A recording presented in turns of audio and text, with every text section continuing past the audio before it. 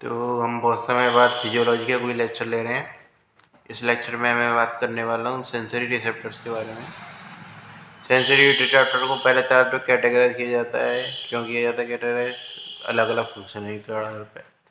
Functionality के आधार पर कैसे क्या बात करते हैं, जो मैकेनिकल स्टिमुलस होता है उसको लेंगे मैकेनिकल स्टिमुलस, अंदर की स्टिमुलस को ले जाने का काम कर रहे हैं वो इंटरनल रिसेप्टर, और जो बाहर के लेते हैं एक्सटर्नल रिसेप्टर।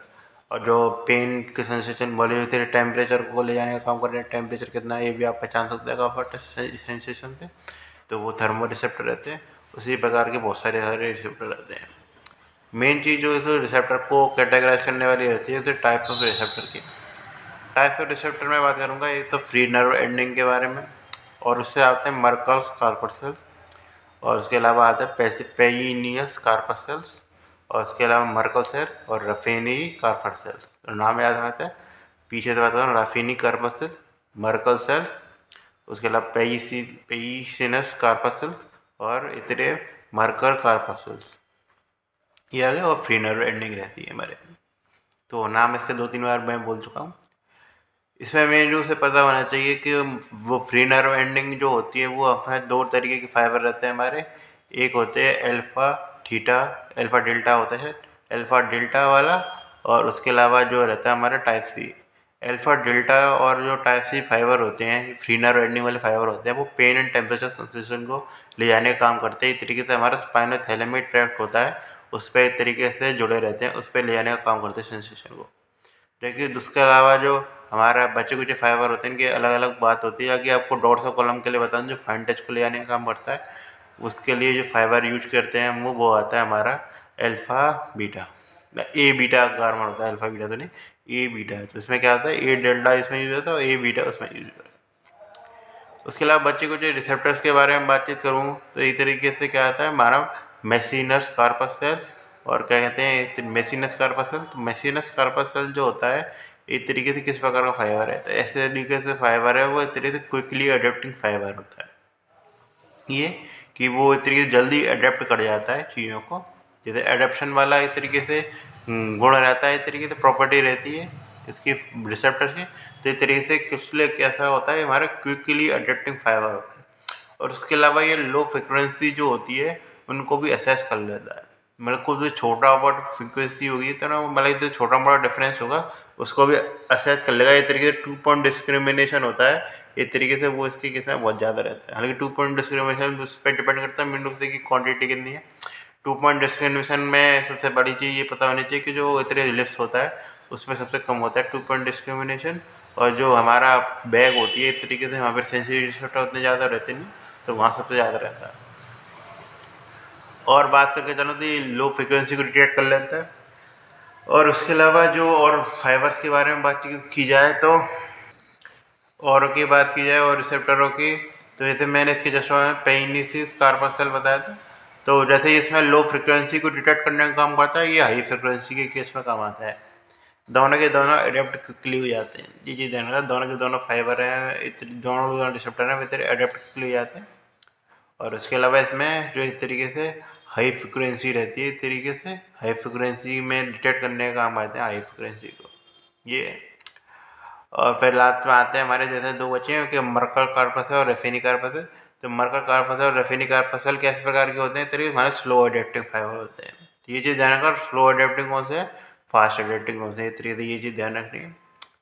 और उसके अलावा जो हमारा ये क्या कंपोनेंट बचता है एक तरीके से, कि इस तरीके से इसमें जो हमारा जो हुआ एक तरीके से क्या है, जो हमारा मर्कल सेल होती है वो एक तरीके से शार्प या एजेज होते हैं ना, उसको डिटेक्ट करने में काम आते हैं। शार्प हो गए कुछ, कौन कितने कोना लग गए एक तरीके से, तो वो एक तरीके से किस पे कॉन्एक्टिवेट होगा हमारा, हमारा एक तरीके से मर्कल सेल होगा। और जो रफीनी कार्पसेल होता है एक तरीके से हम सारा काम करता है जॉइंट मूवमेंट के किस्म, यहाँ पर प्रोपियोस रिसेप्टर वाला टाइप का आ जाता है हमारे प्रोपियोस टाइप के। तो रफीनी कार्पसेल वाला जो टाइप का रिसेप्टर होता है वो हमारा एक तरीके से जॉइंट मूवमेंट में काम करता है। ये ध्यान रखना, दोनों स्लो एडेप्टिंग रिसेप्टर है। तो इस तरीके से हमारे रिसेप्टर वाला सेक्शन हो गया, इस तरीके से पूरा हो गया। तो ऐसे में मेन जो इसमें आपसे क्वेश्चन पूछा जाता है फर्स्ट ईयर के साथ बोलो तो वो पूछा जाता है इस तरीके से आपका कि जो दोनों जो मैंने रिसेप्टर बताए थे, एक तो फ्री नर्व एंडिंग के लिए, एक बताया था मैंने ए डेल्टा रिसेप्टर और एक तरीके से मैं बताया था टाइप सी रिसेप्टर। तो ए डेल्टा रिसेप्टर है, उस पर जो काम करने का काम करता है हमारा ए डेल्टा रिसेप्टर पर कौन काम करेगा, तो ए डेल्टा रिसेप्टर है वो एक तरीके से माइलिनेटिंग फाइबर है, उससे मतलब माइलिनेटिंग फाइबर जुड़े रहते हैं, और जबकि जो हमारा टाइप सी है उससे अनमाइलिनेटेड फाइबर जुड़े रहते हैं। तो आप ट्रांसमिशन के सवाल आ सकते हैं किसमें तेज होगा, तो इस तरीके से माइलिनेटिंग फाइबर में तेज होता है, तो उस तरीके से ए डेल्टा जो उसमें होता है उसमें तरीके ट्रांसमिशन फास्ट ट्रांसमिशन होता है, तो फास्ट रिसेप्टर भी कह देते हैं।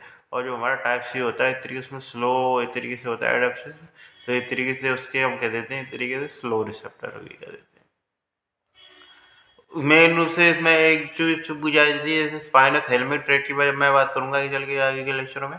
तो स्पाइनोथैलेमिक में बात होती है तो उसके तरीके से बात की जाती है, कुछ जगह न्यू स्पाइनोथैलेमिक ट्रैक्ट लगा रहता है और कुछ जगह पहले स्पाइनोथैलेमिक ट्रैक्ट निकलता है, दोनों में कुछ अंतर नहीं होता, बस ये होता है कि न्यू स्पाइनोथैलेमिक जो ट्रैक्ट होता है वो किस रिसेप्टर जुड़े रहता है। तो मैं बता दूँ वो न्यू स्पाइनोथैलेमिक ट्रैक्ट है वो एक तरीके से जुड़ा रहता है हमारा ए बीटा ए डेल्टा जो फाइबर होता है, तरीके से लगा लीजिए, थोड़ा सा जो तेज होता है वो नया भी होता है, तो उल्टे सेंस में लगा दी थी, तो नया में तेज होगा तो उसे न्यू स्पाइनोथैलेमिक है, और पेलियो मतलब पुराना है तो पेलियो स्पाइनोमेट्रिक से कौन सा रहता है हमारा टाइप सी रिसेप्टर। न्यूरोट्रांसमीटर पूछा जाता है कि न्यूरोट्रांसमीटर कौन का रोल रहता है मेन इसमें, तो न्यूरोट्रांसमीटर में बताऊँ तो हमारा जो न्यूरोट्रांसमीटर का जो रोल रहता है हमारा फास्ट वाले में, वो रहता है हमारा एक तरीके से ग्लूटामिन का, और हमारा उसमें रहता है एक तरीके सब्सटेंस पी का। इस प्रकार के हमारे रोल आ गए। ये आपको अंतर है, ये फर्स्ट ईयर वालों के लिए 2 नंबर का ये बड़ा क्वेश्चन बढ़िया बन जाता है कि कौन सा अंतर है, चाहे वो रिसेप्टर का अंतर पूछे आपसे या इस तरीके से आपसे पूछे एक तरीके से किसका अंतर, हमारे दोनों जो ट्रैक्ट है न्यू स्पाइनोथैलेमिक या पेली स्पाइनोथैलेमिक ट्रैक्ट उसका ये। और चीज़ों की बात करें चलें तो एक तरीके से आता है कोल्ड रिसेप्टर और वार्म रिसेप्टर भी आ जाते हैं, ये क्वेश्चन पूछा जाता है, तो ये चीज़ जानने का ना वार कोल्ड की सेंसिटिविटी होती है वो तरीके से 10 गुना रहती है हमारे वार्म रिसेप्टर की तुलना में, तो वही तरीके से मतलब कोल्ड सेंसेशन को ज़्यादा जल्दी महसूस होगा, वार्म सेंसेशन आपको ज़्यादा जल्दी महसूस नहीं होगा। तो अब इससे सवाल आ सकते हैं कौन से में कौन सा रिसेप्टर काम कर रहा होगा, तो कोल्ड में आपका रिसेप्टर काम कर रहा होगा जो उसमें जल्दी जल्दी काम कर सकता है, इस तरीके से कौन है हमारा अल्फा डेल्टा रिसेप्टर ए डेल्टा रिसेप्टर होगा, और उसमें कौन सा होगा टाइप सी रिसेप्टर हो गया। न्यूरोट्रांसमीटर वगैरह भी पता लग गई। टेम्परेचर की रेंज क्या होती है, हमारा जो वार्म रिसेप्टर का काम करेगा तो उससे तो वो 25 से लेकर 35 डिग्री कुछ एंगल रहता है शायद, तो इस तरीके से उसमें काम करता है, और जो कि हमारा काम करता है इस तरीके से 10 से लेकर मतलब वैसे हमारे 30 से लेकर 45 का काम करता है, जबकि उसका जो कोल्ड रिसेप्टर होता है वो 10 से लेकर 24 के बीच में काम करता है। तो इस तरीके से ये हमारे सारे रिसेप्टर हो गए, मेनू से पता होना चाहिए स्लो एडेप्टिंग कौन सा होता है, फास्ट एडेप्टिंग कौन सा होता है हमारा, ये टेम्परेचर डिफरेंस आपको पता होगा नहीं, उतना ज़्यादा कुछ आपसे सब पूछता नहीं है उसके बारे में।